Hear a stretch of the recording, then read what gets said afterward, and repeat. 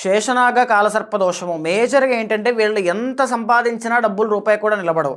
Loss of money, loss of health, loss of energy, loss of thoughts, everything అన్నీ కూడా విపరీతంగా కష్టపడడం కోల్పోవడం, కష్టపడడం కోల్పోవడం అన్నీ కూడా కుండకి చిల్లు పెట్టినట్టుగా వెళ్ళిపోతూనే ఉంటాయి. ఇవే కాకుండా కోర్టు సమస్యలు, తర్వాత జోదంలో పోగొట్టుకున్నటువంటి డబ్బులు, రీసెంట్గా చాలామంది మనం చూస్తున్నాం బెట్టింగ్స్ కావచ్చు ఇలాంటివన్నీ కూడా. సో తర్వాత ఏంటి అంటే విదేశాలు వెళ్ళి అక్కడ కష్టాలు పడడం.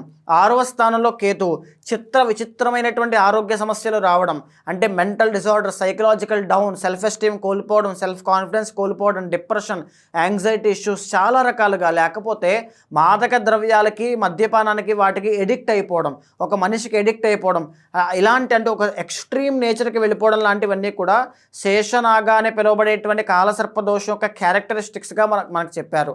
మేజర్గా 12వ స్థానంలో రాహు ఉండి 6వ స్థానంలో కేతు ఉన్నప్పుడు ఈ రెండు గ్రహాల మధ్యలో మిగిలిన 7 ప్లానెట్స్ బంధింపబడి ఉంటే దీన్నే శేషనాగా అని పిలువబడేటువంటి కాలసర్ప దోషంగా చెప్పారు. ఇలాంటి సిమ్టమ్స్ కనుక మీ జీవితంలో కనబడితే ఖచ్చితంగా అపాయింట్మెంట్ తీసుకోండి. మీ బర్త్ చార్ట్ చూసిన తర్వాత ఎలాంటి రెమెడీ ఫాలో అయ్యి వీటి నుంచి బయటికి రావాలో నేను చెప్తాను.